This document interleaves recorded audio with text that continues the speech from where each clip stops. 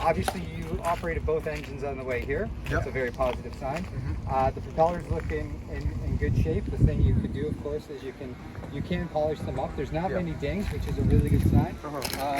Obviously, avoid touching them with your hands. Yep. But yeah, like they're very, very smooth, and that's good. The struts look really good. Yep. The shafts look good. So the big thing is with the shafts is you pick a spot somewhere up in here, and as you turn, you're looking to see whether it wobbles at that point. Okay. And if it doesn't wobble, Yeah. then it's straight at least that far. Okay. Okay. Right? But Oh, I that's a see. good sign, right? Yeah. Because if the gap opens and closes Yes. at the top, then there's a bend, and there doesn't appear to be. Yeah. Okay. Okay. The rudders, they look good as well. So Yep. no real big deal there. Then again, same thing. It's interesting that there's actually a through hull for your speedo. You actually get speed through water, Yeah. which is not usual on larger power boats. Usually Yeah. they just speed over ground. Yeah. But that's not a bad thing. It gives you a lot more opportunity for other readouts if you want them off your navigation stuff. The transom in general looks great. Like one of the things you want to do is you want to keep an eye for any cracking around these bolts. So if you've got people using the back steps very much, you want to be looking for any type of deterioration on these. They look really good though. Yeah. Okay, but obviously the paint is coming off, so you just stand those. I was thinking about getting that. Whenever you do that stuff, Yeah. you want to double check it, and you want to make sure that you're looking for hair fractures, right? Okay. Okay. The exhausts look reasonable. Yep. This step looks reasonable actually. Like when it came down, you're kind of like, oh god, but it's good. But you're going to want to monitor. Basically making sure that the hinges stay in place. That's the big thing there. Yep. Obviously just cosmetic, but that seat cushion for sure. Yeah. If you can do anything to straighten that out. Yeah. The more water you get in there, the uglier it gets, the sooner, right? For so sure, anything for you can do to fix that is great. Okay. Coming through here, there's one spot here that is definitely got some water in behind it. Okay. Like I could just do that and look what happens. Yeah. Yeah. For sure. Okay.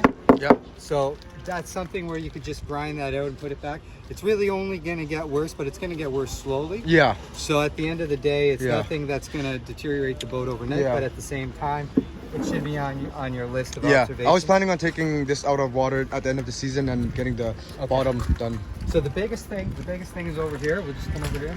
So in terms of the bad news is this. Yep. This is really bad. Yep. So it's not that big though. Yep. It's like this. Yep. And again, I mean, the thing is with fiberglass, you just cut it out. You cut it out. It's like cancer. You basically go 10 times the size of the issue, just to make sure you cut out any water. Okay. So what you could do, when the boat's out, you can have someone just basically grind that out. You refill it, and then it's good. But there's obviously something happened there that wasn't kind to the spine of the boat. Or that. Yeah. So What could have been that log, eh? No, I mean, maybe. Who knows? that's a big deal. Yeah. That wasn't something minor, and it looks like it wasn't something that just happened. Yeah. So it could have been there for a long time, right? You never know. Yeah. So all that to be said is there's a spot there. Yeah. That's the biggest issue with the hull. Okay. That's the biggest issue with the hull. So far. Okay. So far. And, I like to say that. Come on, Okay. So obviously these are your you got water intakes for the engine. You've got all your through hull valves. And so I'm not, because I haven't been on board yet, I'm assuming that's the gen set. Is this the gen set? No, or this is, do you have a gen set? There is a gen set, yeah. No, that could be for the head. That would be for the head. Okay. So you got a port and starboard.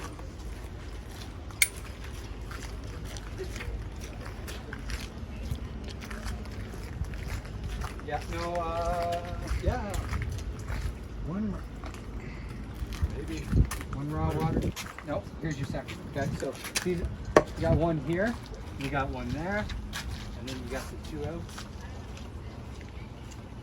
Okay, I'll have to talk to Ugo and just make sure I've got clarity on which valves are which, because it's the unfortunate thing of not being on board yet. Yeah. Depth sounder here, the speed through water's over there. This is a depth sounder?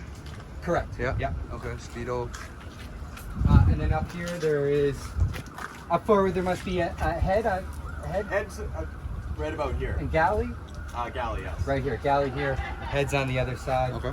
Okay, so no big deals. But the boat itself looks great. You're like, there's almost no osmosis. So osmosis blistering, just looking for pops. 1 or 2 osmosis blisters is never going to be a big deal. Yeah. If you see a lot, then you have to start getting concerned. But the biggest thing is whether or not they change. So if you've got a blister, like over here, there could be a blister. But when I hit it, nothing comes through. But where'd it go? What if it was like a repaired blister? Then it's no problem because Okay. you can actually drain blisters. So blisters are basically fiberglass wanting to go back to the elements that made fiberglass.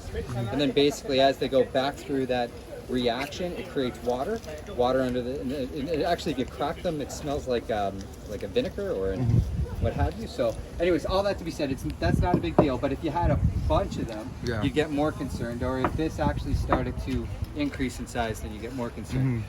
With the vinyl wrap, there's a couple of nicks in it. Yep. And what Yeah, you yeah. almost want to do, and I'm no expert on the vinyl wrap stuff, is the last thing you want though is air. So the problem with having that at the bow is that it's going to be a spot where you get continuous impact. Over time, that is where your vinyl wrap is going to start Okay. to come off. Yeah, yeah. No problem. Right. The other thing too is like maybe all right to get them to pressure wash it today. Yeah. But you really have to have them. Avoid that. Dial it back. Yeah. Yeah, Very super. least. Okay. Super, because it will really ruin your day. Okay, for sure. Right? Because Yeah. they can rip that off really quickly. Yeah, And easily. I was kind of concerned even when I saw Yeah. what they were doing. Most of your, which is kind of nice, most of your through holes are above the water lines, which means they may look different inside as well. They may have a different hosing, but anytime you can have your through holes meet the standard of the below water ones, which means a stronger hose, double clamp, proper valves, always better. So it's always better to have those there. With the anchoring system, you'd want to replace this. If you're like, actually, this is probably not actually legal. It's too small, and even it'd be So thicker chains? So you likely need a different chain, and you need a different anchor. But there's no windlass, right? No, I was So- gonna install one. So okay, so then you're gonna want to pick the windlass first. Yeah. Because the diameter of the chain, windlasses only accept certain diameters of chain. Okay. So you need to actually run the math, and there's some good things like West Marine. There's a number of websites we'll West talk Marine, about. okay. So anyways, we can figure that out. Yeah.